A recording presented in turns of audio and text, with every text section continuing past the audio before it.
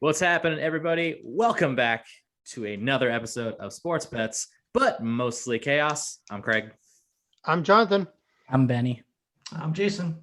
We have another jam-packed show for you, so we're going to get right into things. Let's dive into the shit show that was the Sharks these past couple games. They played the Ducks, 2 back-to-back games, and it wasn't pretty. It was just ugly all around. After those games, they've now dropped to 18, 20, and 4. They're at 40 points, and somehow they're still 4 points out of that last playoff spot, which is still pretty baffling to me to know that. But I'm just going to toss it to you guys. Ben, I'm sure you're feeling a lot better than the rest of them, but I'd just like to know, where are you guys at right now after the performances that we just saw from the Sharks? After those solid 4 free points, apparently, we're still looking solid in the Honda division at 35 points, and that is good enough for 8th place in the whole division. He's an idiot. And if you look at the league play, we jumped up. Now we are 28th place. So let's make some magic, folks. This is going perfect because, we didn't want to make the playoffs anyways. And now the Ducks are winning. Means if they just keep this going somehow, maybe we can have even better draft pick than the Ducks next season. I don't think that's gonna I think Mooney's already jumped. Come on, Gibson. You could do it. Are you kidding me? Apparently it's Stolars who's doing all the work. Gibson doesn't know how to stay healthy and get us wins anymore. Yeah, I know, right? Hey, but the Stolars guy, I mean, I don't know what it is about him, but the Sharks can't really seem to figure him out. So yeah, I mean, he's something going there for him. 6'5" goalie. I didn't realize how massive he actually was That's until like double your size, dude. Oh, look, it's another reenact. He looks pretty good. I mean, he made 46 saves for that shutout against you guys in the first game for a 4-0 victory, and he looked really good. And even in game 2 against you guys, he looked the same. You guys weren't creating too much havoc come game 2, but you guys were still around the net, and he was really able to control his rebounds and make it difficult. And he was only 2 minutes and 19 seconds away from back-to-back shutouts, which against you guys isn't necessarily saying anything. But someone else, though, Volkov, a guy that we had traded for out of Tampa, he's got 3 goals against you guys in 2 games. And I think he's kind of finding his way a little bit. More than likely, the Ducks will not re-sign him because he's not a defenseman. And, Bob Murray doesn't like to, waste money on offense because God forbid. But we definitely needed that after 2 terrible losses to the Avalanche on Friday and Sunday, 2-0. So we got shut out, and then we lost 4-1. So it's very similar to our 2-game series against you guys. But Colorado, man, watching those guys play is just not even fair. So yeah, it's bad. That's another thing too, is I think, going into these last stretch of games, it was this idea like, oh man, maybe the Sharks will put something together and they'll somehow find themselves in the playoffs.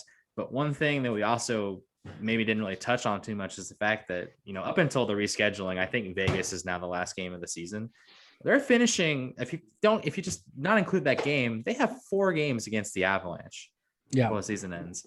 And realistically, I mean, maybe you get 2 out of 4. I mean, maybe. I think that's a huge caps lock underscore, like bold, maybe. Like as hard as it gets. Like you could not pick a worse opponent to finish off against.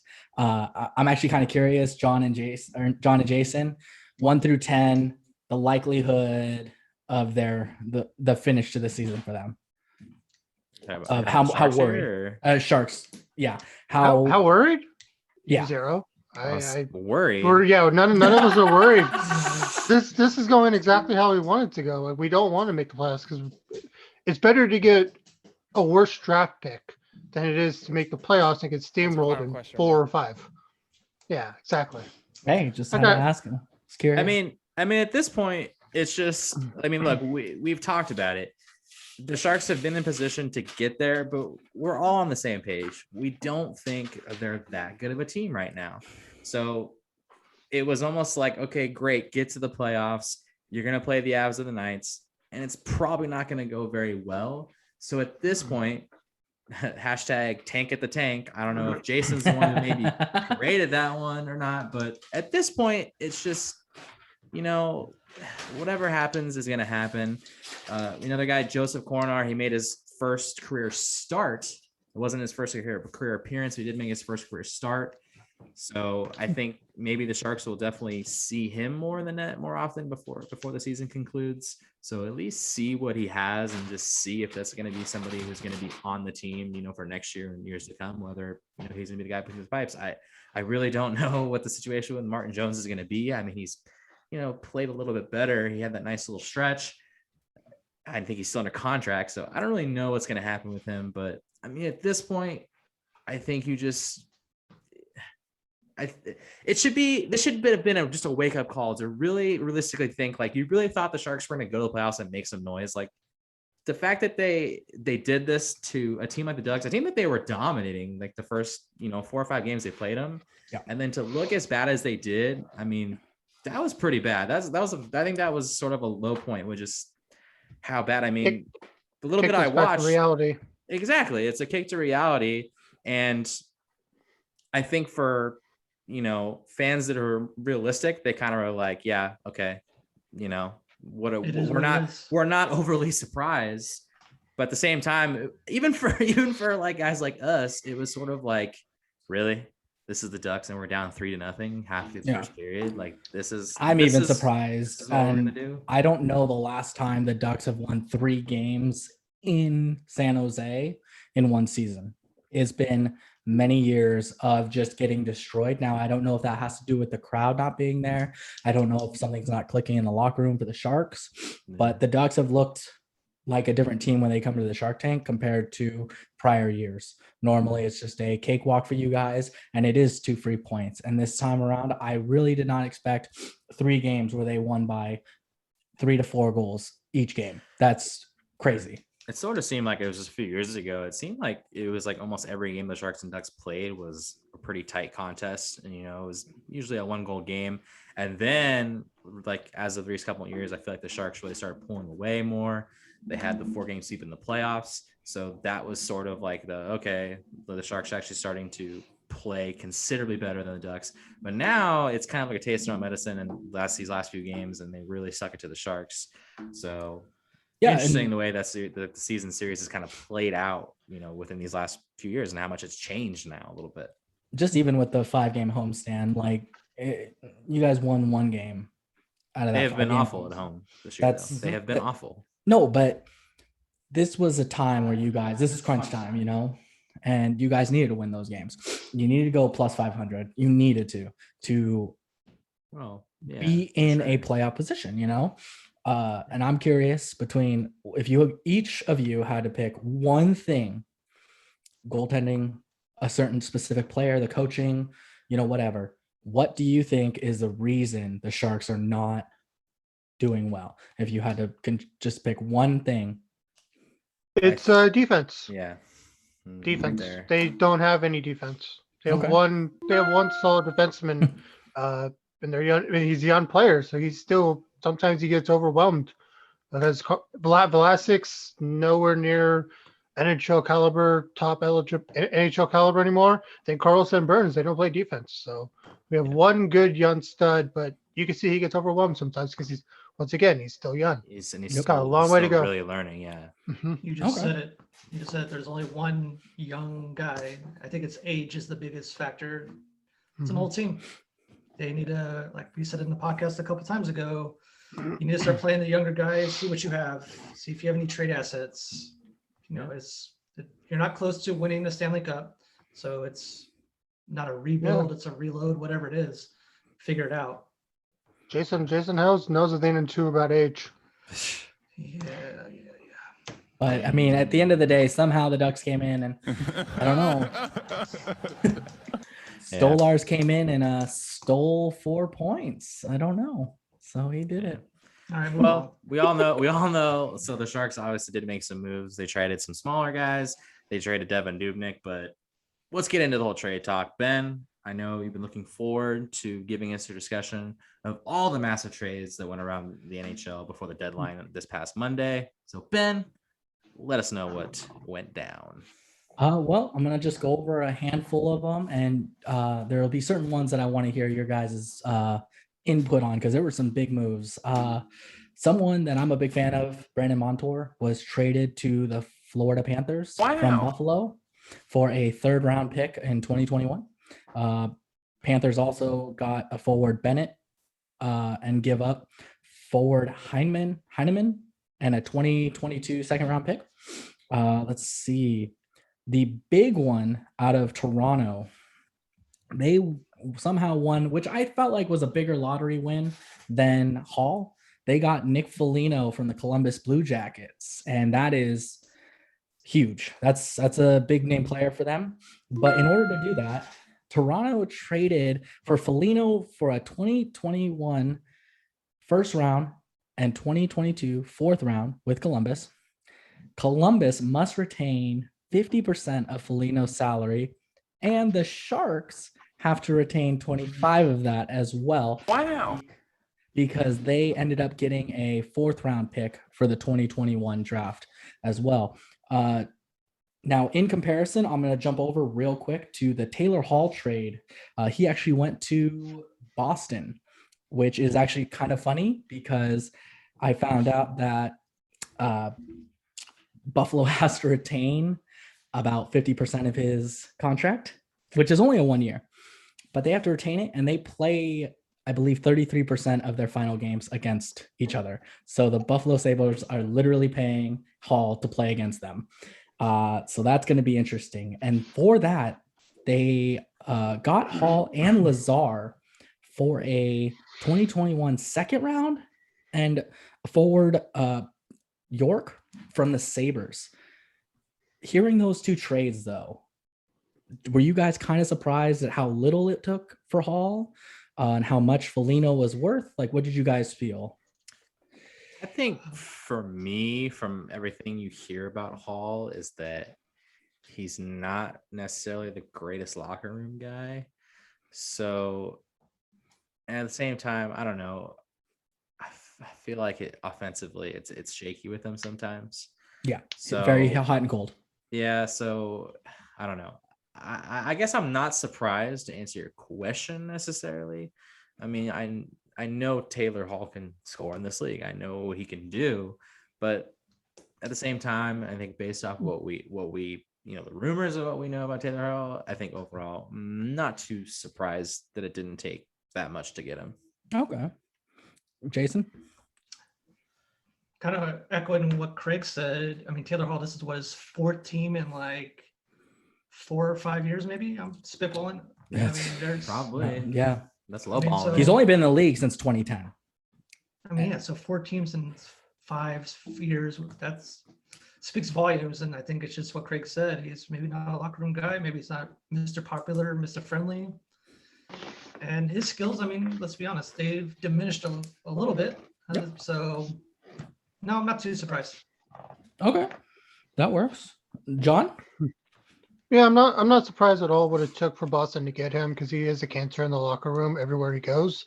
I'm a little shocked that Boston got him, but at the same time, you look at where they're at the standings, and you can kind of see it as a, oh my God, like how are we doing so bad? We need some offense, and they're taking a gamble on him. Yeah. I don't know if it's going to pay out. I mean, he will not be with them after this year. Obviously, it's 1 year. And then the Foligno one, it is kind of funny seeing a trade where a team is basically paying 25% of a contract just to get a draft pick. Like, how often does that really happen? I don't know. Yeah. There's actually talk about how that sort of transaction and that sort of thing may be here to stay. That might be a more common thing we see. So I didn't read too much into it, but it sounds like that could be something we see more of in the future. So yeah, and to piggyback off Ben was saying about the Montour trade, I really like that one going to Panthers because every time you see the Panthers, they have a really good top 6, and it just seems like besides Ekblad and he used to play on the Coyotes. Trying to remember his name right now. I'm blanking, but it always seems like their defense lets down. So get another solid defenseman. Zbigniew Mahalik. No. No, it was one of the big ones. But with that, trade was actually very critical because I believe Inklet was the one that broke his leg during a play, Yeah. and they lost him. So it's like all bad. So That's their best player. I mean, that's their that's their that's their a best core defensive player. piece. But moving on to a few other little ones, Jets traded a 2021 6th-round pick for Jordy Ben with Vancouver. So give him a chance to maybe be a little more of a key piece for a non-COVID team. Wow. But some minor trades that the Sharks made was building off of that was Sharks did trade Devin Dubnyk with the for defenseman Pattern and a 2021 5th-round pick. And that was obviously you're going to see a lot of picks for the Sharks. They want to get some draft picks this year. Want to try to create an opportunity, and they also got rid of Suomela. I don't think you guys will miss him. I don't think he's really anything. Yeah, exactly. But you guys got Barbanov, so who cares? And then Sharks. Barbanov. Sounds like something I ordered from Chipotle. What's going on? But the biggest Big name boy. that disappeared was Nosen. Craig's so been waiting to use that one. You're right. Nosen for a 2021 4th-round pick with Toronto as a part of the Foligno trade. I'm hoping that Nosen will have a good opportunity with Toronto because I know he's been in the Barracuda minors, so maybe he'll get an opportunity in the show and kind of stick around this time around, but we'll see. And then you guys got a prospect goaltender who's out of college goalie for Denver. And you guys got rid of a defenseman, Clayson. Small piece. You're not going to miss him. And I think you guys need some more goaltending depth, obviously. From his numbers out of Denver, he definitely needs some more work. But I think give him a few years, I think you guys could have an opportunity to either tool him into a proper piece to be a number 1 or 2, or be a good trade piece, depending if you guys are able to get a goaltender faster. But the Ducks, unfortunately, 2 big losses. They got rid of Hakapa for a 2022 6th-round pick. I'm sorry. They got rid of the 6th-round pick and also Hakapa for Theo Fleury from Carolina. I'm okay with that. Ooh. I'm okay with that. And actually watching him play against you guys last night, he did all right. And then you got they got rid of Hutton for a 5th-round pick from Toronto, which for Hutton, I'm surprised we got a 5th round, to be perfectly honest. Guy sucks. But the biggest trade right here, the Caps trade Verona, Panik, 2021 1st-round pick, and a 2022 2nd-round pick for Mantha from the Red Wings. 4-1. And just to put it into perspective, Mantha is 26 years old. He has 302 games played, 194 points. Verona, 25 years old, with 284 games played, 157 points. Panik has 505 games played and 190 points. And then Wings have now 12 overall draft picks for the 2021 draft. Sounds like the Thunder of the NHL. Right. So with that trade, what do you got? Who do you think that was a good trade? Craig. To be honest, I don't know. I haven't been following much Detroit Red Wings hockey. Other than No the one fact that does. they're not very good right now, which is. Have you been looking out at your trash can? Which is still It's relatively insane to me similar. because the Red Wings were so good for so long, and Their now whole they're- life almost. And like their whole lives, they were always just like juggernaut in the NHL. And Mhm. now they're not so. Before, I mean, I recognize like a bunch of those players in that trade. Mhm. So I don't know. It seems kind of nuts. I mean, could it potentially be a win-win for both teams? I mean, that's what you think. I don't get how Mantha is worth a 1st-round pick. Like I don't understand the trade. Barclay but Goodrow was just- worth the first round pick. So Yeah. But that at least was one Verana's for at least one. Verana's at least You're right. seems like Verana was a decent, bottom 6 player, and I don't know. I don't get the trade. I don't either. Jason, I mean, have you seen one in all the years that you followed sports? I don't have a comment on that trade. Why now? Yeah. Shots fired already. That's why I got the hard hat on, just in case. Mhm. But yeah, that's my talks with the trades. We can move on to the next little group. I mean, it's a little wild and crazy, and I think I this will year for say, playoffs will be just to crazy. talk about the Sharks, like the little bit of trades that they did do, with at least with the Sharks wise. Dubnyk, wasn't surprised. He was okay. I think better off shipping him out, give him a chance to win somewhere. Suomela, that guy has had so much hype.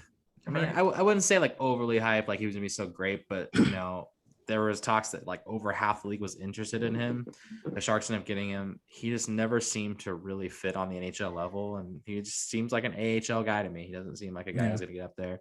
And Stefan Nason I thought was good at the end of the year last year. I think everyone especially loved him with the Hakuna Matata goal song that he had. But other than that, I mean, if you were able to wipe that out of your head, I mean, he was an okay bottom. He was the guy, Joel Ward for you guys. Did the gritty work. But clearly, I mean, he only played 2-3 games with the Sharks this year, so they had guys that they wanted in front of him. So Yeah. it is what it is. So This trade deadline for the Sharks, it doesn't seem like they got rid of anyone like big. I mean, they were sellers, but they didn't sell anyone off. Like they didn't sell any future. yeah, and they did. They did hold on to Patrick Marleau too, who I guess reports had said that he talked to his agent and said that unless it was a top contender, so top contender, if I could speak English, he wanted to stay with the Sharks. So I thought that was cool. So unfortunately, Marleau's not going to win the cup this year, but he's going to break Gordie Howe's record. There's always next year when it comes to Marleau. Yeah, always next year. But Speaking of the cup, real quick, is it safe to say Toronto's going all in for the cup because they're pretty good. until they lose to Boston. Until they lose to Boston in 7 games. So So they're like the Twins of NHL. Okay, gotcha. Yeah, I don't think they're gonna make Definitely. it. I got my money on the Islanders or Avs. Those two clearly showed they want the cup this year, and I think they may get it. Ben, speaking of money, let's get into some bets. Actually, that's another thing we actually totally forgot. We didn't even go over our bets from last week.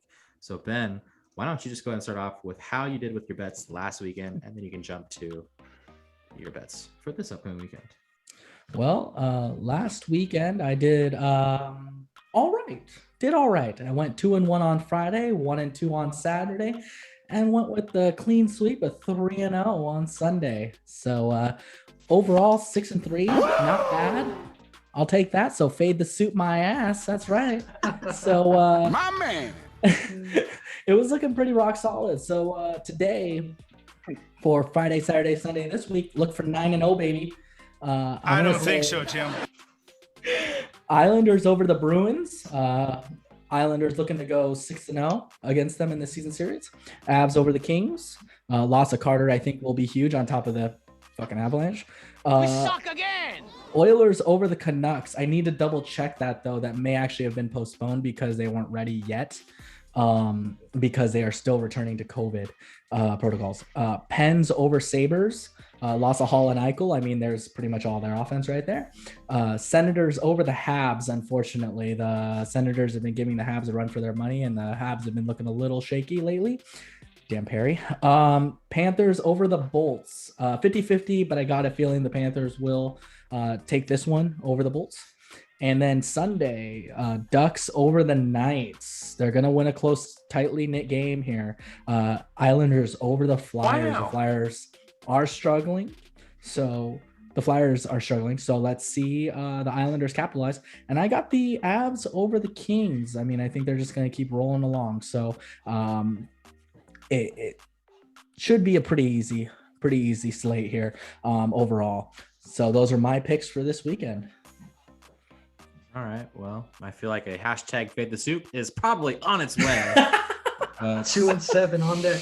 Oh, So last week I did tease that I was gonna have bets for the Sharks game, and I didn't post any, which maybe was a favor for everybody. to not post Loser. anything. But hey, you know what?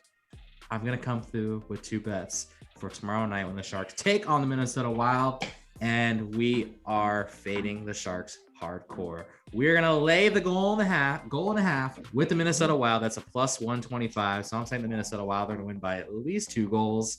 And just to add on to it, also lay a half a goal in the first period with Minnesota. That's also a plus 125. So all they have to do is just be up by at least 1 goal after the first period. We'll take the 2, take them home, and that's how the we wrap Ramps. up. And that's I how we see a wrap up. 4-1 win for the Sharks here, don't you? Reverse jinxing, baby. That's how we do it around here. But we want them All right. to lose. John, Jason, any NHL bets from you guys? Anything? Negative goes No? right. None for All this right. weekend. All right. Well, let's go from the ice to the court. We got to go to NBA talk. We got the Warriors, 3 wins in a row. We're going streaking. And they're playing the Cavs tonight. Steph Curry just adding another chapter to his legacy. But I'll leave that to John. Jason, take it away. What's going on with the Warriors? Good job. Yeah. So the Warriors, after a really annoying loss to the Wizards to start off last week, have now won 3 straight. None against like amazing teams other than Denver. Yeah, they beat Denver, but it's nice to see Curry is just in God mode. The last 4 games, and he's averaged over 35 points a game. It was funny. The last game yesterday, he wanted to go back in to go try to break his record, and Steve Kerr had to like grab him and sit him back down. I want winners. Yeah. He's But I did take a look at the game before we jumped on. At halftime, Curry had not made a single 3, so it looks like his hot streak might come to an end. But the Warriors are winning this. Warriors are beating the Cavs at half, basically due to their bench scoring. Poole went off, and so did Escano Anderson in the second. Yeah, they're currently up by 6 right now in the third against the Cavs. They've moved up. They're 27 and 28, 9th place, about a game up on the Spurs for the 10th spot.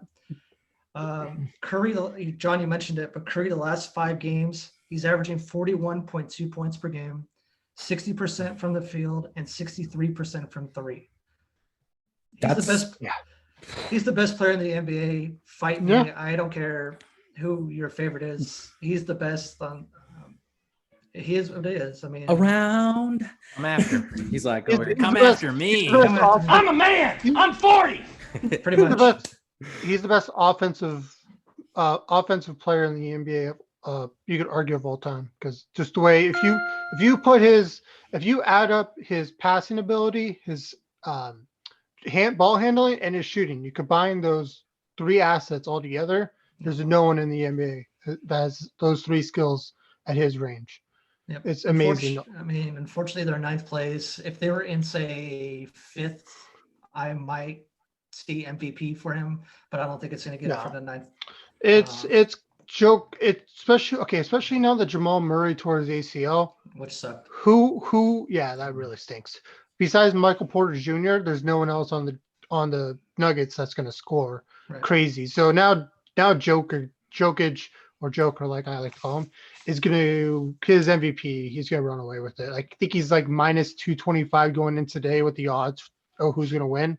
And wow. Joel Embiid is trying to make a late comeback now that he's back from his injury, but he's about plus 275, and that's second. So besides Joel Embiid, no one else is going to be able to touch Jokic. No. In another Warriors update, James Wiseman tore his meniscus in his knee. He had surgery today. Pretty much done for the year. Done for the year, and they initially said it could have been the 4 to 6 week injury or the 4 to 6 month, but they said they're not going to update us until September, which makes you think that's the 4 to 6 month injury. And they say he will be back for the 21-22 season. Oh yeah, he'll be back when the season starts in October. But it's just James Wiseman this year. You take 2 steps forward to get 1 step back. You're gonna have no summer league. So, next year when Clay comes back at 80, 85%, you want to be able to contend. You kind of need Wiseman there too. So hopefully, Oh, yeah, Well, Wiseman is still like, is he even 20 years old yet? It's just crazy that he's in the NBA at right. how young he is, and they're just expecting him as like, I don't think anyone was really expecting like him to go, be rookie of the year. But it's all about when they drafted him second overall. It's all about his ceiling. He has the higher ceiling between LaMelo and Anthony Edwards. It's just going to take a couple of years to get there.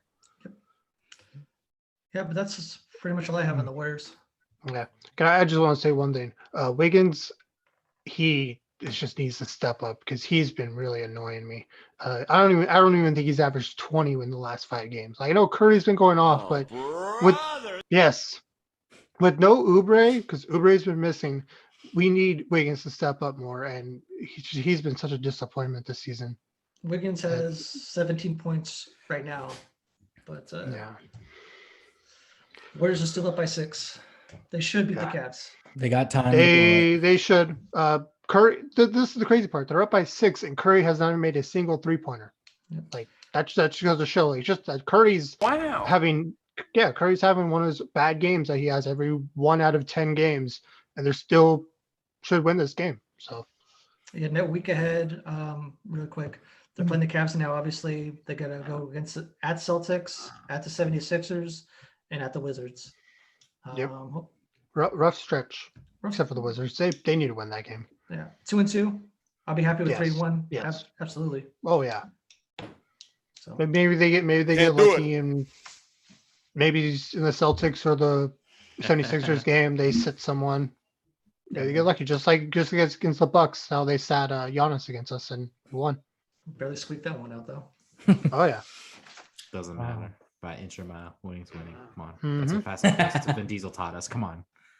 Oh yeah. All right. Yeah. Either of you guys have any NBA bets going on? Going once? Negative.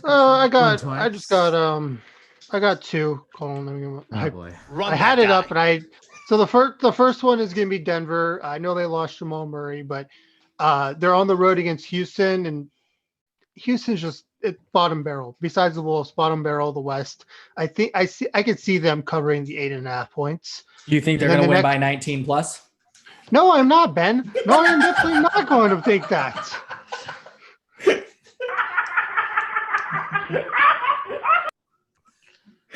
Yeah, and then the other one is going to be Portland. Portland is only a -1.5 point under. Portland is only a -1.5 point favorite on the road against the Spurs. I can see them winning that game and covering the 1.5. So those are my 2 for tomorrow. Making sure it's ready to go. Pretty much. It's a good thing you got that go. It's a good thing you have that going. My Masters bets. Whoa, there it is. Yeah, we had Colin Morikawa. He finished tied for 18th. Tony Finau tied for 10th, and Sergio Garcia missed the cut entirely. Not even close.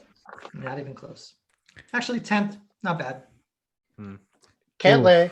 If Craig allows me to say it, can't lay.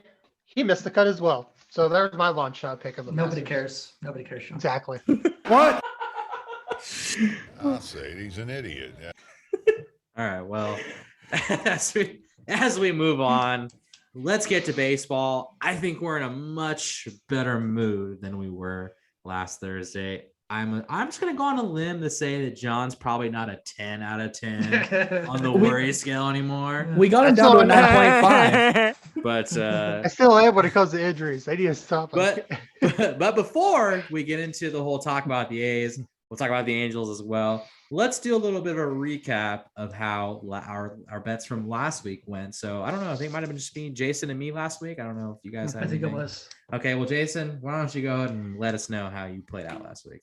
Last week, I won all 3.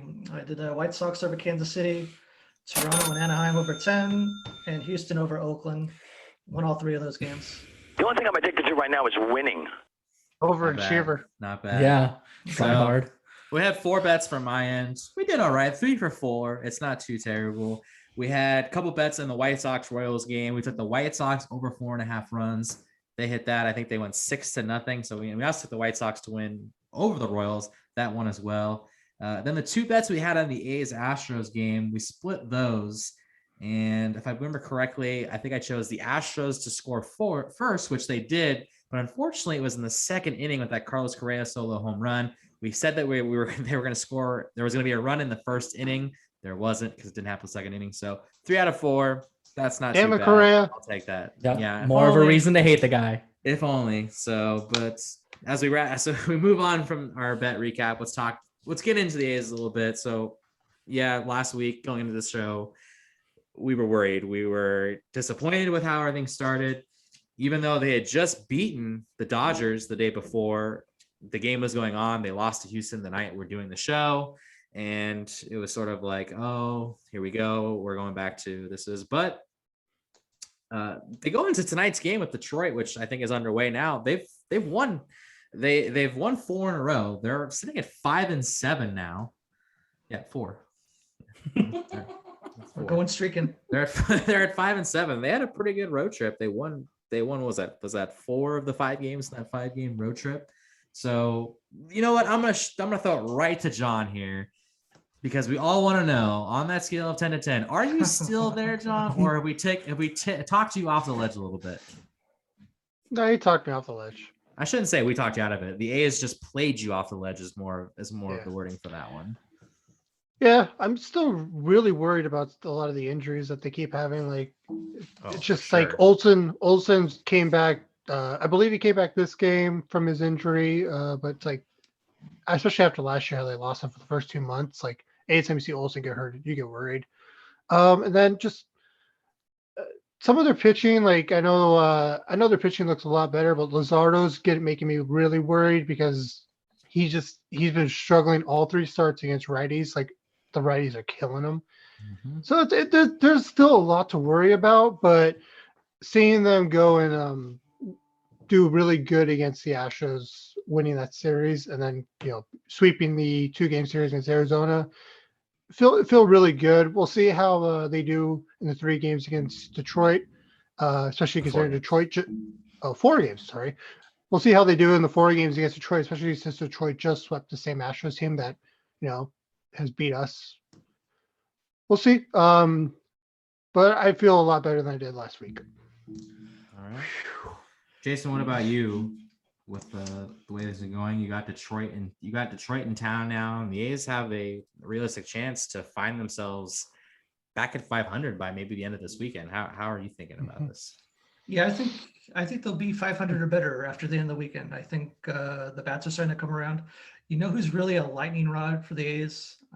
Maybe underappreciated is Laureano. Yep. I think when he's going, the A's are going. Plays awesome defense. Even though some of our fans out there think that he's better than Mike Trout, whatever. Well, it's not. That's ridiculous. That'd be a ridiculous. That's ridiculous. That's kind of ridiculous. But that being said, he does lead the league in stolen bases. Like I said, hitting the ball really well, has a cannon. The one pitcher that surprises me is Luzardo. He's a solid prospect. He goes through 3 or 4 innings, but he seems suspect to the long ball. He'll walk a batter or 2, and then it's boom, 3-run jack, and then you're in trouble. Yeah. So hopefully he gets it going. But yeah, I think after the weekend they'll be around 500 or just above it. Yeah. You know who's not liking Jed Lowry right now is the New York Mets and their fans, huh? Nope, they are. Oh yeah, but... it's kind of funny. We got in the offseason, we got Mitchie 2 bags, and we're all happy about Moreland, and none of us expected that we got Jetty 2 bags back. Yeah, we thought we got the Mets Lowry. Yeah, he found the fountain of youth. Yeah, no. To touch on a little bit of Luzardo too is that I was listening to the post game a couple days ago when they were talking about Luzardo, and Chris Townsend was kind of saying that Luzardo has great stuff, but he is getting hit hard. It is loud contact. And even though in that Dodger game, he was able to, it wasn't a quality start, but he kept the A's in the ball game. He really danced out of trouble in the early portions of that game. So yeah, I'm with you. I think the Luzardo thing is a bit scary. You would have thought that maybe going into Arizona, who compared to the Astros and the Dodgers, the lineup is nowhere near the same strength as those guys. You thought maybe this is the start. We'll see a good performance from him. We didn't see it, and he didn't last through the first 3 innings. He got yanked in the 3rd inning of that game. So yeah, definitely worrisome. And Chris Townsend kind of actually, that's what I was going to get into, was that he was comparing a little bit to Sonny Gray. Was a guy who had great stuff and he got hit hard. And then Sonny Gray had one good year. He got traded to the Yankees and he was not good for the Yankees. The Yankee fans hated Sonny Gray. They hated Sonny Gray. So I don't know. It's frustrating for sure, because this is a guy that he thought maybe would be the A's #1 starter eventually. I mean, maybe not this year, but maybe next year or the year after. So it's a little worrisome for sure. But I think the pitching in general, I wouldn't say it's been great. If you look at the overall numbers, their numbers are not good, but they're giving the offense a chance to win the game. And that's good. That's a good sign that things are trending at least in the better direction, that they're at least keeping the A's in the ball game. And that's something too, is that you mentioned too about the A's offense starting to come alive now. And let me tell you, when the A's offense hits home runs, good luck, because we saw it. I mean, they got down 5-0 to Arizona. Yep. Lauer hits that big 3-run bomb to tie the game, and then Seth Brown hits that clutch home run, which Seth Brown, my God, that guy has incredible power numbers in the minor leagues, and we're finally seeing glimpses of it at the major league level. I'm hoping that he can keep it up, and hopefully that's a guy.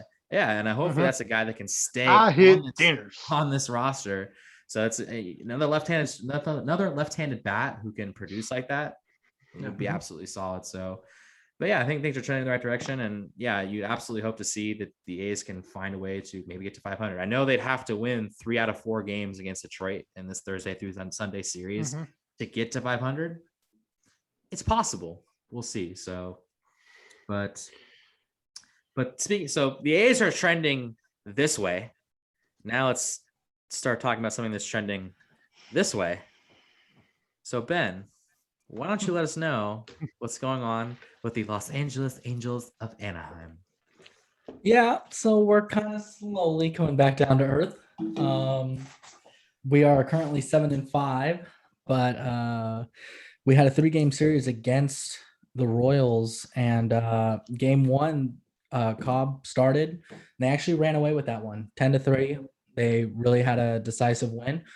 Thought that was going to be a trend of the series. I was very incorrect. It was 2 straight losses. Bundy with a 3-2 loss, and then Canning with a 6-1 loss.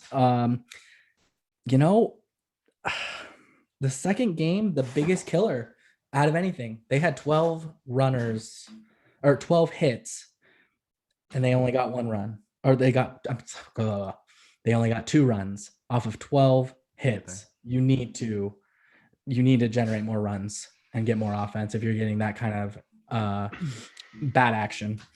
But then the game 3, they just slowed down. It took them 6 innings before they finally got even a run. But you know what? At the end of the day, like when we were doing the broadcast of last week, the Angels had beaten Blue Jays in that big game that allowed Jason to win on his bet. But the next game, I don't know what happened. They lost 15-1.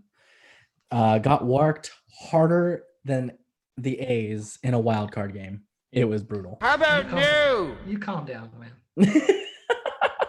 No. Run that guy. But Sunday's game was actually postponed. So they're going to push that one back. So they are currently sitting 7-5. They have a 3-game series against the Twins. It's going to be Heaney on Friday, Quintana, and then Cobb. Looking to see, hopefully, the bats stay hot, but the bats to actually get the runs in.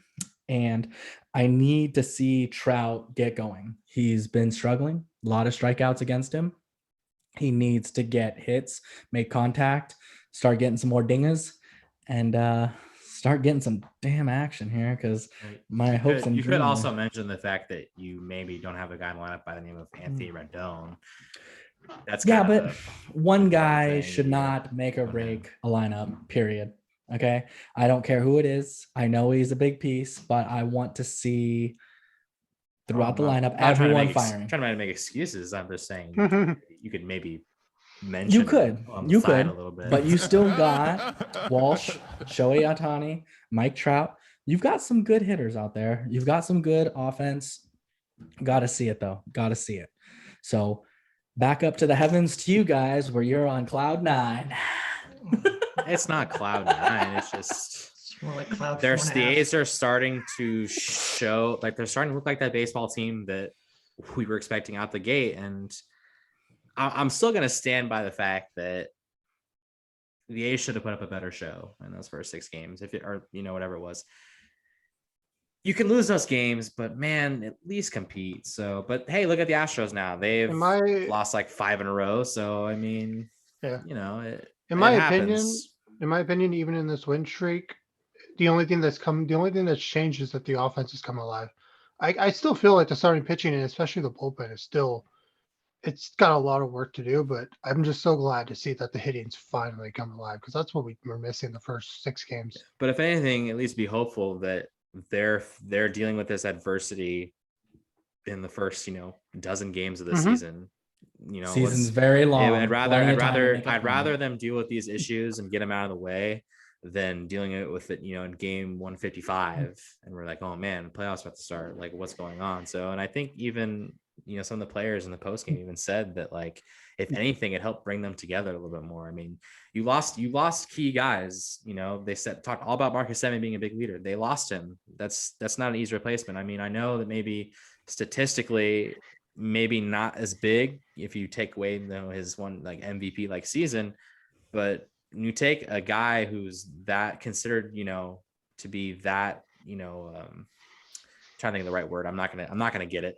But just someone who's that important to the team as a whole, I mean, it's not easy to do. So, it's these guys getting accustomed to each other and getting there, and hopefully things are starting to click. So, but I'm with you. The pitching needs to still get better, and that's one thing that we're used to seeing, is that you want to see them get to a point where when you get to that back end of the bullpen, it's like good luck putting up runs. When you guys got Yusmeiro Petit, Jake Diekman, you want these guys to be just absolute lights out. And I know with the whole Rosenthal situation, all the injuries we've been dealing with, Pinder is out for who knows how long.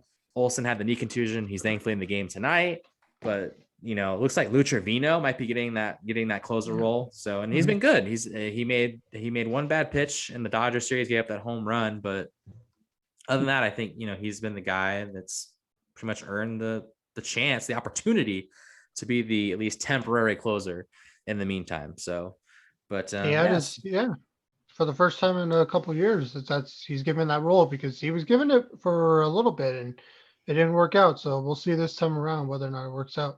For sure. Hopefully it does, because he has a lot of strong stuff. Yeah, without a doubt. So, all right, but Jason, I know you're probably just itching to get something off your chest here. You have some rant that you'd like to share with us. Wait, hold on. Sorry, Jay. Just one quick before we do. Want to talk? Do you want to talk about today's bets that we did? Well, no, because that concludes after we finish. We talk about bets after. Okay. It's all good. It's funny that we have like these rundowns before shows, but anyways, go ahead, Jason. Why don't you go to your rant? I don't know if you guys have saw this, but the Atlantic League is toying with the idea of pushing the mound back a foot for Major League Baseball. I don't know how you guys feel about that. I think they are trying to change the game too much. They're toying with too many ideas. I get last year, COVID season, the extra runner in extra innings, starting at second base. Not a fan of it. Of what they did last year, I did like the universal DH. Let's face it, nobody wants to see pitchers hit. Yep. We want more offense. I did like the playoff seedings of, having 8 teams in each. I thought the best 3 out of 5 in the first round was awesome. A lot of great things going on. They are trying to fix the problem. I think the problem is that they got these unwritten rules that old timers, save it, Ben. They got these unwritten rules. Guys can't showboat. Tatis can't flip his bat after he hits a grand slam, being up 10. Just let the guys have fun. If you give up a bomb, let them look at it. Let them look at it for 450 feet. that brings entertainment and eyeballs to the TV, to To the social sport. media, Yeah. to the sport. The sport is begging for superstars. Who's the best player in the game the last 5 years? Ben Trout. Schindler. Mike Wow. Trout. Mike Trout, right? My son doesn't know who Mike Trout is, and he's a pretty decent sports guy. You need to promote your players. If Trevor Bauer strikes out the side, let him walk off the mound like Conor McGregor, like he does. I find it entertaining.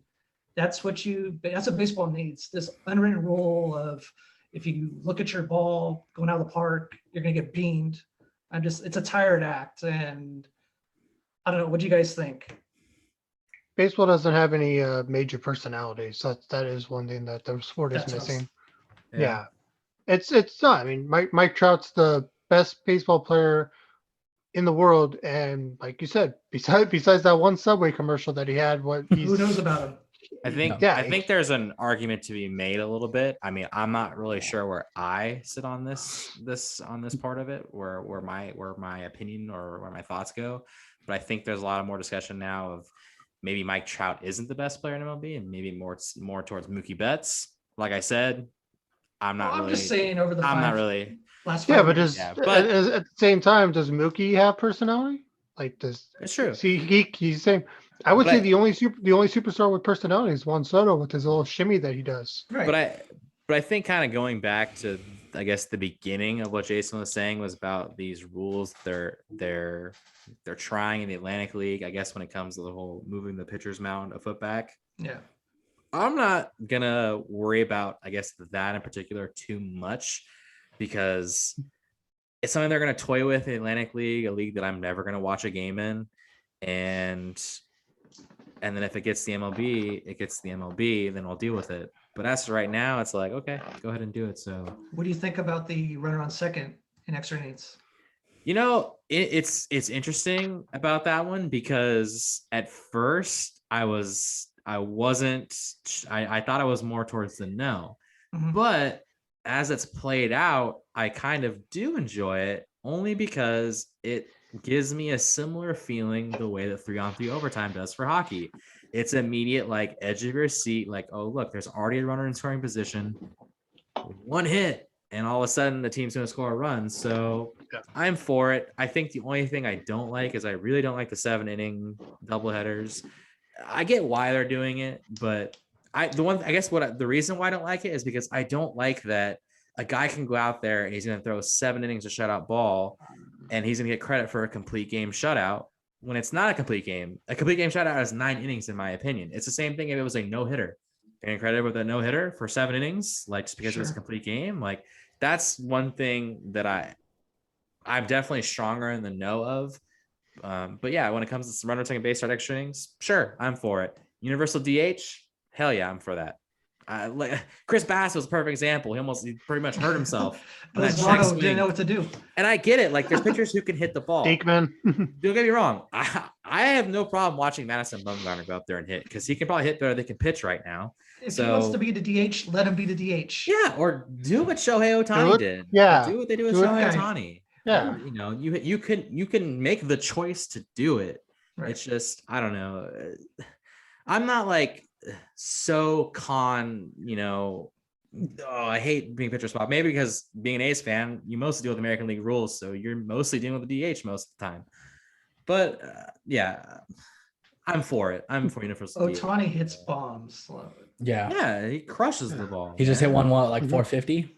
Yeah. I'm like, Something All like right. that, but anyways, anything else you guys want to add on to the rant before No, we get into just- bets? Or Just when it comes to the unwritten rules, yeah, I'm perfectly fine with the runner on second and extra innings. I want universal DH. Something I wasn't too keen on, and I don't know if are they doing it this year or not, is the eight team playoffs for both divisions. Okay, no, they I went back was to not the first playoffs. I wasn't a huge fan of that last year, and I'm glad that they're not. I wasn't. Like, the Astros wouldn't have been in the playoffs if it wasn't for that 8-team playoffs. Yeah. Yeah. At the same time, if the A's were better than them, they would have beat them. True. So I Yeah. want bat flips. I want Well, cartwheels off the mound. yeah, I don't get that. I still I say don't the get- I fact don't get why that's a thing. Just I let it still say the happen. fact that we had to play in LA didn't help. Yeah, but hey, other teams that do it. So That's all All I right. got. well, it. let's go on. And let's just say before into today's MLB bets, we all had some action going to this one. This is a jam-packed amount of bets. So there's a flurry of them. So I don't know. Maybe we can start out with Ben because you only realistically end up having one bet because your lock of the day, which would have been hilarious to see if that would have failed. But anyways, Ben, take it away. How did your one bet go? Actually, I have no idea. Okay, well, I'll just tell you the Padres won. So There we go. beat the Pirates. So I was so you're strong one for on one. it. I was Let's- 1 for 1. I'll Let's take it. move along. Now that waste is over. John, why don't you get into what your bet was? Yeah, so I had two bets. Unfortunately, it also, just like Ben, it turned into one because I did take the under in the Mets Phillies game, but that game got postponed. But I was 1 for 1 on today because I did take the over in the Atlanta and Miami. That ended up it was plus 8.5, and I think it finished with about 19 points, I believe. So definitely hit the over. Ben's I face. was, you had to like think about that. You should have just said sail right over. You like more than double. I was trying to remember what the final score was. Give me a break. Double rainbow. Anyways, Jason, let's get to you. Or not. Wow, what a jerk. The who? The her. Oh, I'm sorry. My finger must have slipped on Premature. that one. Fade me all day today. The over on 8.5 with Boston and Minnesota lost. Tampa Bay money line. Hey! Tampa Bay money line. They're me. tied. They're tied right now. There's still a chance. The Nats. You can do it. The Nationals money line. We're gonna lose that one. And Oh the my Dodgers. And the Dodgers laying the run 1.5, and they are just now starting. So peace be with you all. So I don't know if you saw. I don't. You are Go one ahead. pathetic loser. I just had something to say. I'm pretty sure when Gramps made his bet, he said, "Fade the soup and walk with me." Something like that. I mean, yeah, go walk into that fire, huh?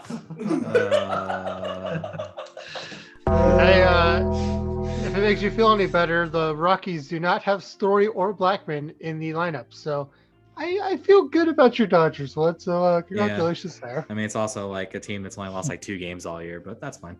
But anyways, let's move on. Move past the losing bets. Let's go to more of a winning side of things. Okay. We played. Hey, I didn't lose. We played 3 bets in the Padres Pirates. Sorry, I said that 7 times fast. Padres Pirates games. So first off, we're gonna go. We took an interesting one. It was the first inning total. It was hits, runs plus errors being over 3 in the first inning.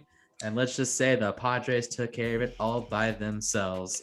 Manny Machado blasted a 2-run shot in the top of the first that gave the Padres a 3-0 lead. Nobody And cares. That was all for that bet. So, and then we also took the Padres over 4 runs. Their offense has been a little stagnant. It's been a little wishy-washy. They lost 2 of the first 3 games of the Pirates. I thought they were going to come out with banging, which they did. So that one hit. I think that hit in the second inning. And then also the other one was just taking the Padres over the Pirates. They did. They won. Chris Paddock had a solid start for them. So Padres ended up taking it. So we were 3 for 3 there. We also had 3 bets coming into the Tigers-A's game. And the first one, what a surprise. It hit again. That was no run in the first inning. There was no runs there. So we are 4 for 4. The only one else we have waiting on is that I did take the Tigers to go over 3.5 runs. I think offensively, they've been putting up numbers. I think they're going to eventually score runs in this game. So I figured, you know what, let's take the over there. But at the end of the day, we're also going to take the A's to beat the Tigers. I think they're going to extend the winning streak. They're going to end the Tigers winning streak, and the A's are going to win this game. So 4 for 4, 2 pending bets, and hopefully we get a clean sweep of that one. Okay. Moving on. Let's keep going. Let's I got keep this going here. breaking news. Breaking news. Oh, hold on. Dodgers.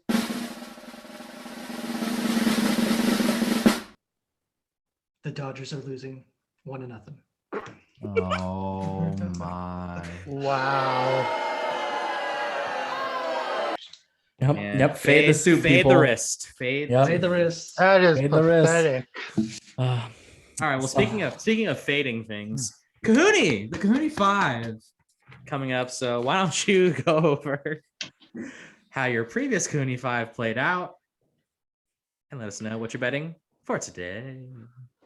All right. Well, last week I went 3-2. Unfortunately, Ben's stupid Angels had to ruin some of my baseball ones.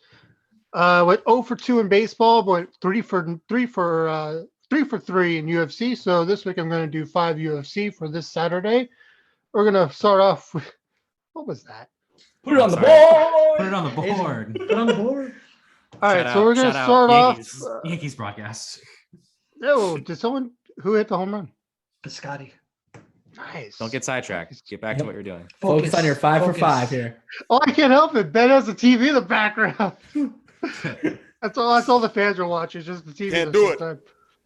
All right, so for my Cohooney 5 this week, I'm going to be sticking with UFC for all 5.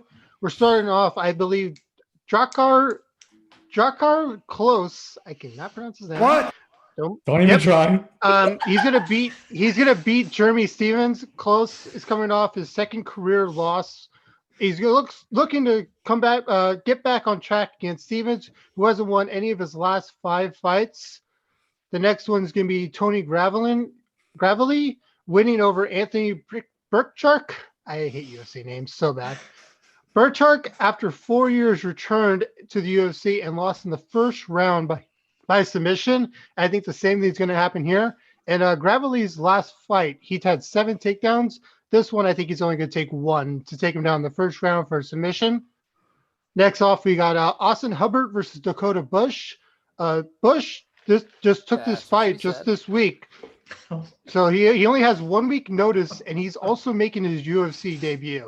And I just worry it's not going to be enough time, and that Hubbard's going to win this fight by decision. So fade And the then bush. the next, yes, fade the bush.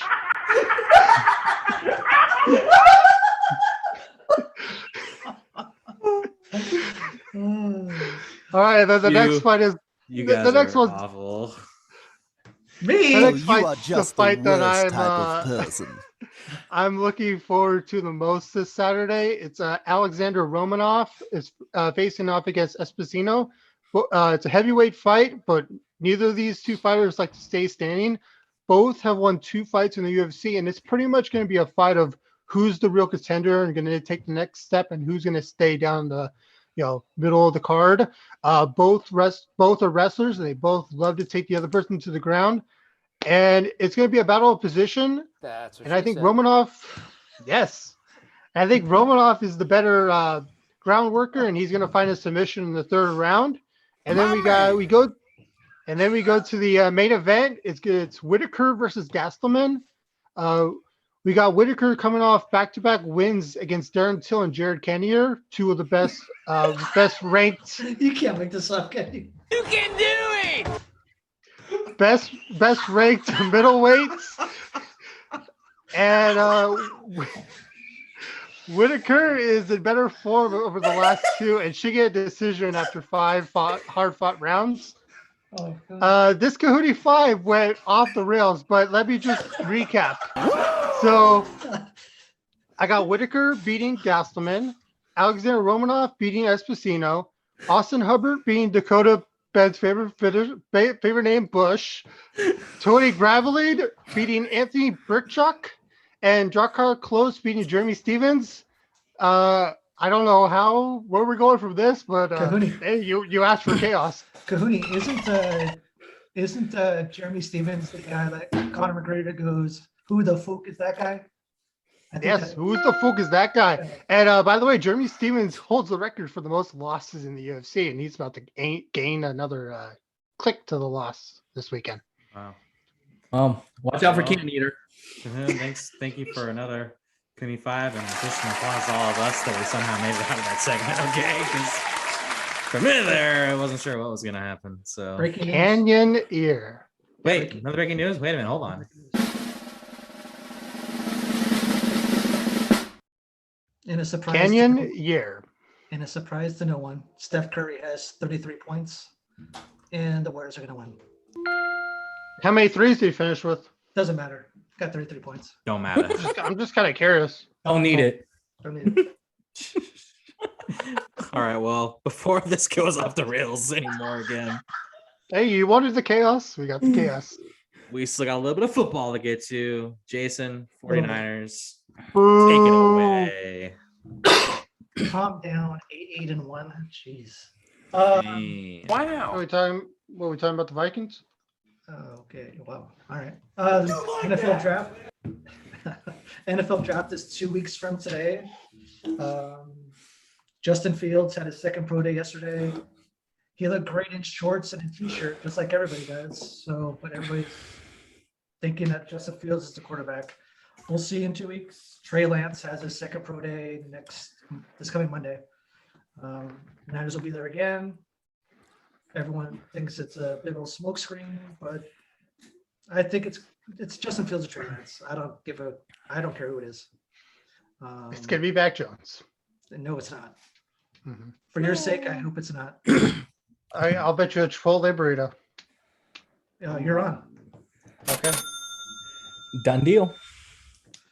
Ben, by the way, that Chipotle burrito I owe you after our bet. You could just Jason could just buy you that one.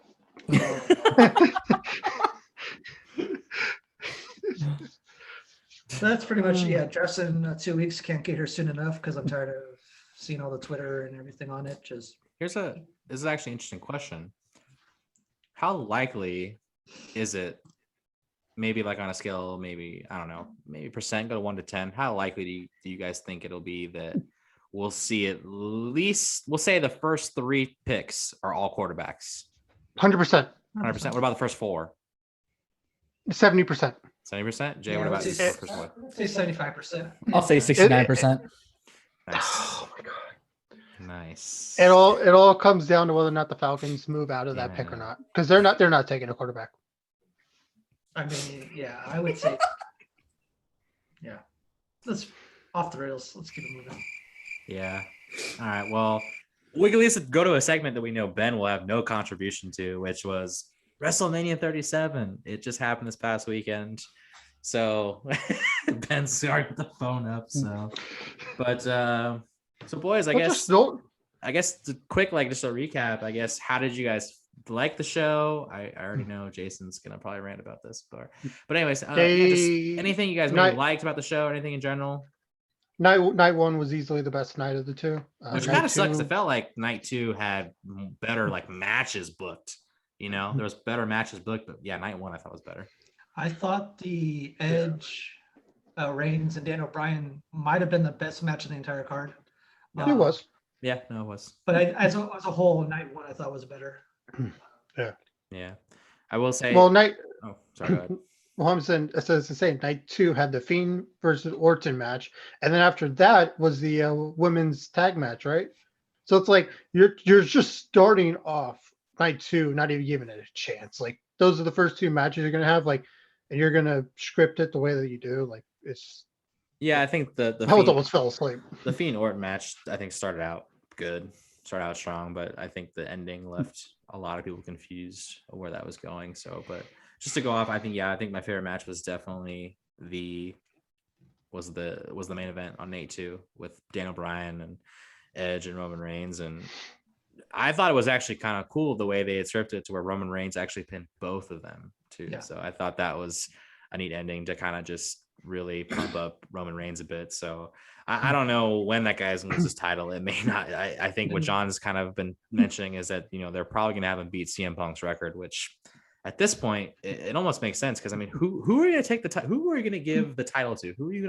Who's the person that they're gonna take?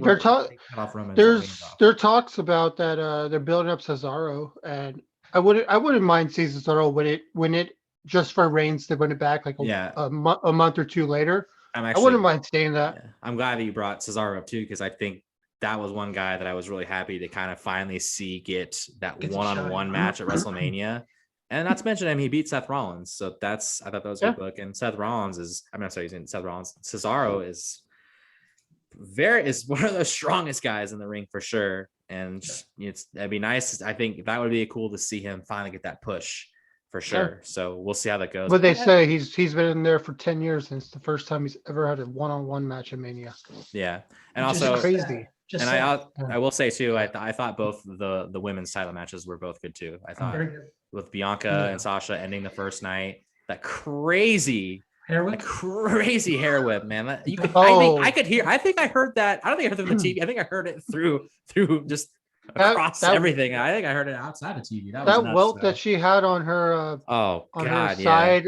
I was like, oh my god. That's a good sign of anyone who thinks the WWE wrestling is fake. It's scripted. Yes. The things that they do like that, the injuries that they face is totally real. So, wait, it's fake? Wow. Yeah, wow. But yeah, and I thought the Rhea match with Asuka too was a good one too. So Rhea needs a new finisher though, because the pump handle slam riptide finisher is so friendly. Like, it's just so outdated now. Like, no one believes that should be a finisher that she uses. I honestly didn't even think when she hit it, I didn't even think that was gonna be the ending. I thought it was gonna take like one or two more of those. Yeah. And then a funny thing I saw about Reigns pinning both of them is a couple of people were pointing out to Adam Pearce, like, hey, wait, he laid he laid Edge on top of Bryant, then so legally shouldn't have Edge won. But then one of the ref from the actual match replied and said that both shoulders were on the map. So not only Bryan's, but also Edge's shoulders were also laid over. So it's kind of a cool way that they did it, but they also they left like, wait, there might be a little bit of controversy, so that way Edge can get his one-on-one match. It wouldn't be a backlash. There wasn't some sort of controversy. Yeah. Oh yeah. Yeah. But I mean, overall, I think just in kind of closing, it was definitely cool to, I mean, it's the same way with every sport in a sense. I mean, whether you consider wrestling a sport or not, I don't really care where you land on it, but just to see fans back in the building was also really cool, because that's one thing about wrestling fans is they are passionate and they're devoted to wrestling. And I think it was definitely cool. I think, and you could see it in a lot of the wrestlers, the faces at the intro before night one, with Vince McMahon out there saying, welcome back. You saw it. I think Rhea Ripley was definitely a face you saw. Like, Drew McIntyre looked like he's about to cry. Drew McIntyre and everything like that. So I think you could tell, they could feel it. It was different for them. So I think that was super cool just to see, fans back at ringside, because the universe, really makes WWE what it is, what they make wrestling what it is. So they make or break the wrestlers. They decide if you're good or not. So yeah, it's 100% true. So, but I mean, overall, I thought, I don't think we're expecting WWE to come out with just flying colors blowing us away, but I thought overall, in general, it was good. But all right, so let's transition to a little segment we like to call Hit It or Quit It. So I believe some of you guys have some questions. It's a roundtable discussion of deciding on whether or not we're hitting it or we're quitting it. So whichever one of you boys wants to start, go ahead. Let's start it off. What's the first question? I'll start it off.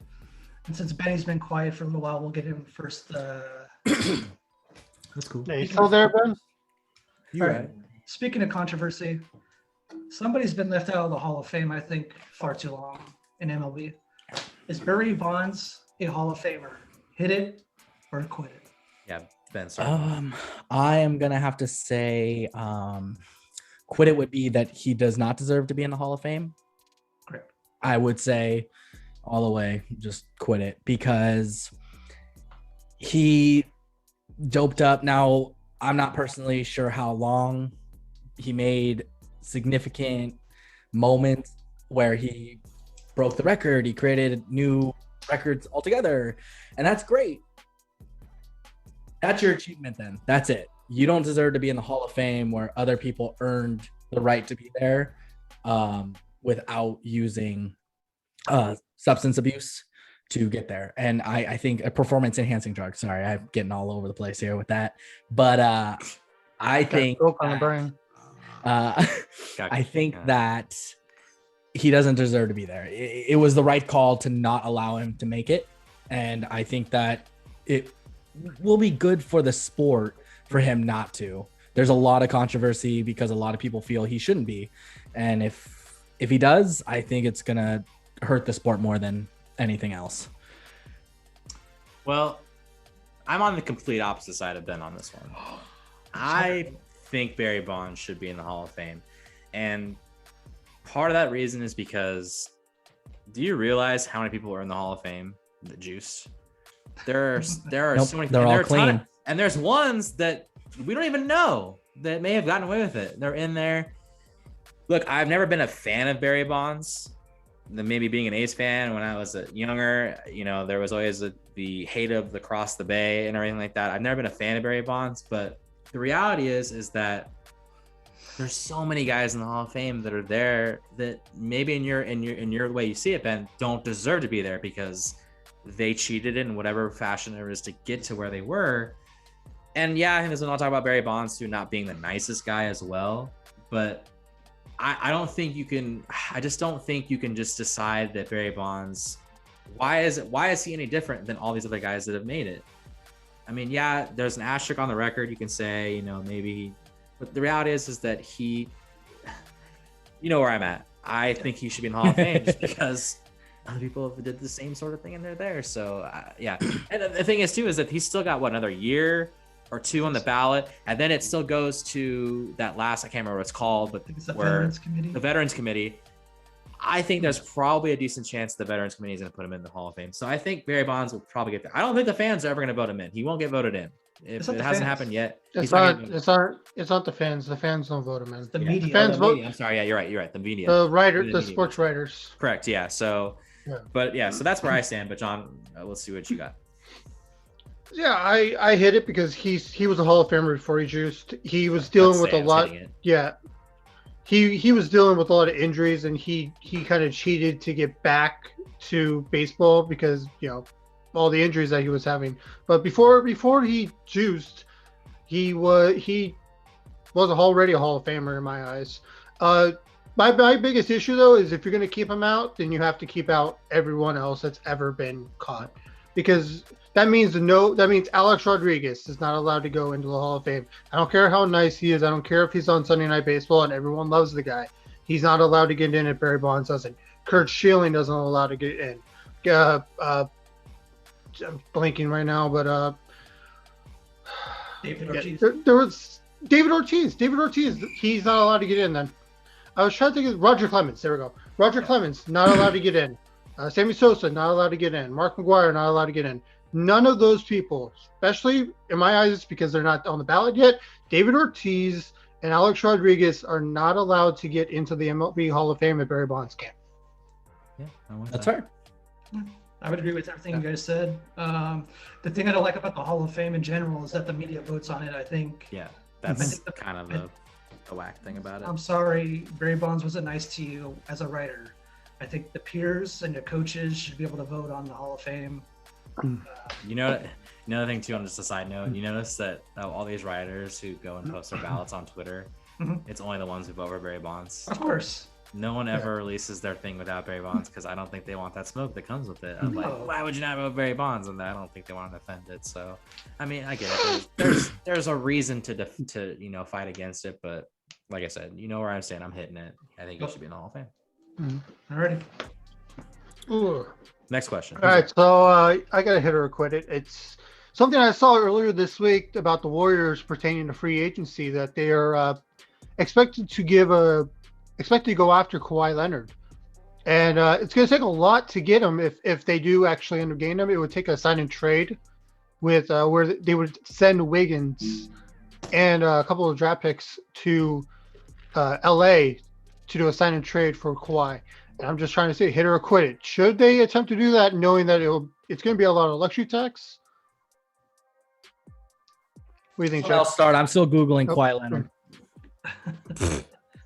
Here all night. I mean, they should look into it. I don't know. I give it maybe like a 5% chance of it actually happening, because you're going to have to get rid of Wiggins. You're going to have to get rid of Wiseman. You're going to have to package 2 picks with probably. I don't see it happening. They're going to explore other avenues to get better, I think.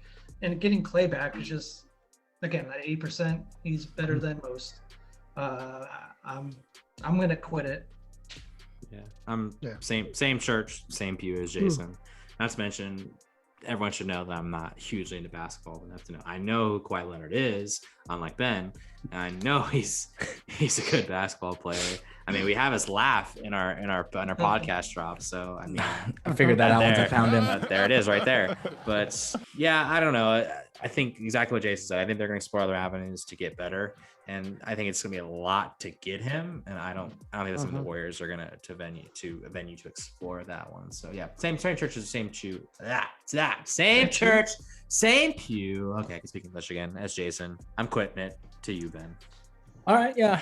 Once I figured out who Kawhi Leonard is, I definitely would say quit it as well. It would be too expensive, maybe in the long run for the team overall, as in prospects and draft picks in order to get him over. It wouldn't be worth it to essentially have him for a temporary amount of time. There's no guarantee that he would stay, and it could hurt you ultimately in the long run. And like Jay said, you got Thompson coming back.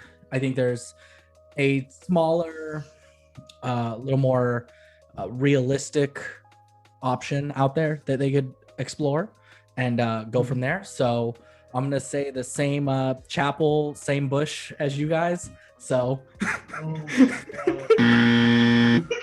same cannon. Well, you know, up until that, Ben, you were doing a really good job and you deserve one of those. But then you just absolutely went and it was a train wreck. And crushed train it. wreck of an Nailed ending it. right there. Cohooney too. It's your He's an turn. idiot.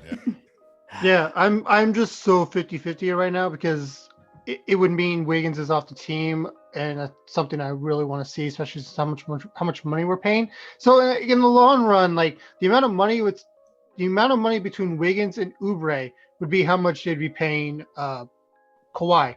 But like everyone said, to get him, they would give up Wiggins. They would obviously give up next year's first and that Timberwolves protected first, and possibly another second round, and maybe James Wiseman. I'm not 100% sure if they would even attempt to give him up. So the amount of stuff it would take, I just don't know if the short-term – I know the short-term goal is to win the title. So if they get him and their starting four is Curry, Clay, Kawhi, Dre, and Kevon Looney, like I get it's Kevon Looney, but he's on nobody. But that's four right there is another big four, and they'll be able to get those Drummonds and stuff to come. They'll get another David West to come and fill out the bench at cheap. So I mean, it's very doable, but just the long term, it's just I don't know if it's worth it. So I'm gonna say quit it, but I'm just so 50-50 on that. Okay. He's quitting it, but he wants to hit it a little bit. Yeah, Mm-hmm. I'm sure. That's what she said. Yeah. So let's see, J Riz, what's your last one? Hey Ben, you know who Draymond Green is? Yes, I do. That's my sister's favorite player. Okay, good. All right, here we go. If his career ended today, is Draymond Green a Hall of Famer? Hit it or quit it. Why gotta ask a question? Why gotta ask a question that got no content for? I'm gonna Alright. say Yeah. no. I think he would But he's not just gonna be happy with you. be out of reach of it. I think he's very good defensive. I think he's good. He's gotten titles with championship teams, the Warriors, but I don't think Hall of Fame. I think more so to me, like I know it may not count in basketball towards the Hall of Fame, but his persona, his vibe that he gives off, that's kind of wild and reckless towards the team and kind of costs the team games, where he gets a little too aggressive and unnecessary and makes it about himself. I think that isn't Hall of Fame material to me. Like that's selfish. So I would say quit it. Like that would just be my 2 cents. Yeah, that's me. I'd just say quit it. So Craig? No, I think John wants to go. No, go ahead, Craig. Go ahead. Craig was Googling Draymond Green's accomplishments. I really wasn't, but I think I'm gonna go towards I'm quitting it just because everything Ben said was just enlightening and That's when you know really Craig had no material when he's actually following I already me. said I had no content for this, so this was a silly question. And I'm gonna go to Bryce Harper for this one because that, sir, was That's a clown question, bro. a clown question, bro. So I'm just saying, This John, is like John, just save me, please. Just please. this is like yesterday with the Sharks draft picks. I'm like, I wasn't ready for this. Yeah, nothing like guessing the guy who was 8 years old was the answer. And he was drafted in 1997. I'll say he's an idiot. Yeah, go ahead, John. So yeah, it's an obvious. We're obviously gonna hit that. Draymond Green is the 21st century Dennis Rodman. He is the closest to Dennis Rodman you will find since Dennis Rodman. It doesn't matter about scoring. It doesn't matter about he's the bad boy of the Warriors. He's the heart and soul of all three of those championships. He's a two-time he's either one or two-time defensive player of the year. Still one-time defensive player of the year.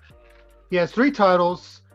And yeah, if Dennis Rodman, who no one believes is like anything more than a defensive pest, no one expected Dennis Rodman. No one sees Dennis Rodman as like an all-time scorer, but they see him as an all-time player because of his defense and his leadership. And that's exactly what Draymond Green is. So, yeah. I'm gonna hit it too. I agree. I think Rant over. He's a winner. Yeah, he's a winner. I mean, he's won 3 championships. Like John said, he's a defensive player MVP, a defensive player of the year. I'm sorry. He was runner-up 1 year. Like John said, the best. He's Dennis Rodman of the Warriors. So I'm gonna go with it. All right, fade the Riz. Here we go. All right, moving on. Riz. Jesus. Run that guy. All right. Do we have any other questions? Really quick question for you guys, just really quick. I feel like it's not gonna be quick, but okay. No, to get to know you guys a little bit better, to get the people to know you. Give me your favorite athlete of all time. What? Start off with Craig. Okay, well, I think this one maybe already guessed, but I think right now it's Patrick Marleau for me. I mean, that's because for me, I really started, you want to know a little bit about me. I really started pretty much falling in love with the game of hockey when I was probably like a sophomore in high school. I mean, I always went to games when I was younger, but I didn't really start getting into it and following it super closely until right about then. So, and Marleau was just that guy that he was the captain of the Sharks, and that was the guy I just kind of gravitated to. And from all the way from just, I mean, there's things about Marleau that I haven't liked about his game. There's always the whole thing about he doesn't get to that extra level, that extra grit that he has, especially against the playoffs and everything. But Marleau's just kind of the guy that I always drifted to. And I have like 4 or 5 Patrick Marleau jerseys in there. So, and yeah, like I said, he's been the guy that I've always drifted to. So for me, it's Patrick Marleau. All right. Well, I would have to say it's a hard guess, but yeah, why would you? Corey Perry would be my guy. I know that he's a little bit of a crazy one and a loose cannon at times, and I'm not a big fan of his dirty plays at times, but he is still a Stanley Cup winner, a Triple Crown gold, triple gold winner. He's a skilled hockey player. When he plays hockey, he plays hockey. And when I've watched him play, I've watched him just do some magical things with the puck and score some beautiful goals. And I've honestly just kind of replicate a lot of my game after him, is just stand in front of the net and let everyone else do the work, and you just bury it. So he just compared himself to Corey Perry. Yes, I did. And so I'll say he's an idiot. So we got a Dak Prescott favorite down there. So Cohooney tunes. How about you? It's definitely not Dak Prescott. No, it's not Dak Prescott. That's such a difficult question. It's between Steph Curry and Dirk Nowitzki, and I think I'm going to go with Steph Curry. Steph Curry got me back into basketball. For a little while I just stopped watching the Warriors. I loved watching them back when they had Monte and they had Barron and they had Jason Richardson, but like Steph Curry on the Warriors and just the greatest of all time when it comes to shooting. He's the one that got me back into basketball, and yeah, he's my favorite athlete. Nice. Jason. 10, 15 years Is it ago. Babe Ruth? Is it Babe Ruth? The Babe The Babe. calling his shot. The great Hambino. Oh no. 10 years ago, I probably would have said Tiger Woods. But now I'm gonna go with probably Steph Curry. I think he's the best athlete of my time. Of your time? Okay. All right. That's a lot of people to pick from, but all right, I can respect that. Steph Curry. Sure. Moving along. All I could- right. I Is that could've- is I that could've it? went Can we with- can we wrap this up? I could have went with Tony Romo, but it would have been another 30 minutes of you guys bashing me. Yeah, unfortunately, we don't have enough time in the program to get into that Yeah. discussion. That's a whole other So, episode. bye. All right. Well, if you've been watching our shows, you know the way we like to wrap things up before we get on out of here. It's shout outs, and this can go all over the place. We've gone anywhere from White Claws to businesses that are, fighting through the pandemic. I know the White Claw was a little out of the dark, and I know it, but you know what? We put it back in the closet. It's It was staying there. great. It was great for content. So, but anyways, any shout outs that you guys would like to go ahead and start it off. Anybody? Cohooney Tunes, you got anything to start off? No, go ahead, Ben. We know All you're right. ready. All right. Well, I want to do a shout out to my mom because she's obviously somebody that watches all of our shows, thinks that it's a lot of fun to see us get to do and talk about what we enjoy. She's a big supporter and trying to get the word out there to what we're doing. So I definitely appreciate that and love you a lot, Mom. I know you'll see this probably tonight. And so that's my big shout out. Nothing else. Don't want to take it away from my mom for the spotlight. Who's next? I'll go. I'm gonna shout out El Patio in Fremont. They got great Mexican food, and drinks. Right. Restaurant business is starting to boom up again. Yeah, so go out to El Patio in Central Fremont. Yeah. John? Anything? I'm just gonna shout out my friend Leah. She's been watching our videos as well, and she's the bartender over at Coaches in Fremont. So, Nice. shout out. Coaches. Nice. Nice. All right. I've actually got a few here. I've actually got two. Ew. One, No a white- couple no of white- them. So one of them didn't even mention. Shout out Jackie Robinson, guys. It's Jackie Robinson Day Oh, to man. MLB. So I think it's 75 years since we put the color barrier. One of the coolest thing MLB does do right is this is the one day that everybody wears the number 42. So I know, like for example, like the Giants, they didn't play today, they play tomorrow. But I know the Giants Marlins, they'll be wearing number 42 tomorrow. So really cool. It's the only day in baseball where the number 42 is ever worn. So shout out Jackie Robinson for that. That's, like I said, that's one of the few things that MLB, if they do it right, that's one of the few things as well. And I said the Giants, I'm gonna shout out the Giants here. We're A's fans here. As an Angel fan, we don't give the Giants love. And I know with Bay Area sports radio, the A's don't get a lot of love, but you know what? We're not gonna play the selfish game. Shout out the Giants. They've been off to a hot start. And let's look at it. Their pitching has been damn good. Kevin Gausman has been. I don't know about a surprise. He was good last year, but Kevin Gausman's good. Johnny Cueto's been good. I know he got hurt yesterday. Hopefully he's okay there. And even the guys, Desclafani and everything like that, Sanchez, they've been good. So the offense probably isn't exactly where it's needed to be at. But hey, shout out to the Giants. Maybe they'll keep it up. So shout out to the Giants again. Don't want to play. You just don't want to get fired because Greg probably Speaking, watches our podcast. No, I gotta give them credit where credit is due. They have been off to a good start, and we don't. And I said I don't want to be those guys who don't give the Giants love. They have earned a mention at the very least. So, but John, I'm sorry. Did you want to say something else before I get to my last shout out? I was just gonna say, speaking of the Giants and Descalfani, stay tuned to our Twitter tomorrow. There might possibly be a bet that I'm doing with the Giants. Ooh, what a tease right there. And then for my final shout out, it's to one of our loyal listeners, Kate Dennis. She celebrated her 30th birthday yesterday. She listens to our show at work. Unfortunately, she's a huge time Sharks fan. Unfortunately, they took a huge dump on her birthday yesterday. So, Katie, I'm very sorry for that to happen. And if you actually follow the Sharks on social media, you will see it back a few months ago. Her and her boyfriend actually had recreated the SAP Center in her own backyard. It was a cool experience. It got total news. I think it even made it on the front, like one of the pages on NHL.com. Yeah. So super cool. Katie, very artistic person.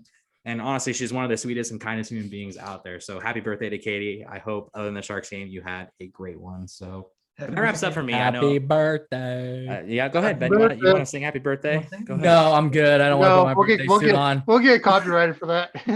Yeah, I think they changed that rule. I think you can say it now. Or you can't say it. So, But you know what? Let's just not even risk it. Maybe We do won't it. risk We'll it. do it It's off all air. good. Yep. Let's do There's it no off air. biscuit to risk it.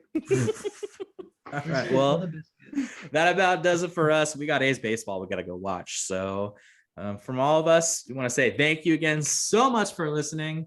Remember, you can follow us at our YouTube channel. It's Sports Bets, but Mostly Chaos Podcast on YouTube. Remember to follow us on Instagram, at Twitter. Both of those are at SBBMC_pod. Get in your questions, get in your comments, and any of those three there. And you never know, you just might be on the show. And I don't want to guarantee nothing, but there's probably a solid chance you'll probably get on the show. Again, you're saying there's a chance. So, anything else you guys want to add before we head out? Nope. Looking good. All right. Well, on that note, once again, thank you so much for coming by and listening. And we will see you again very, very soon.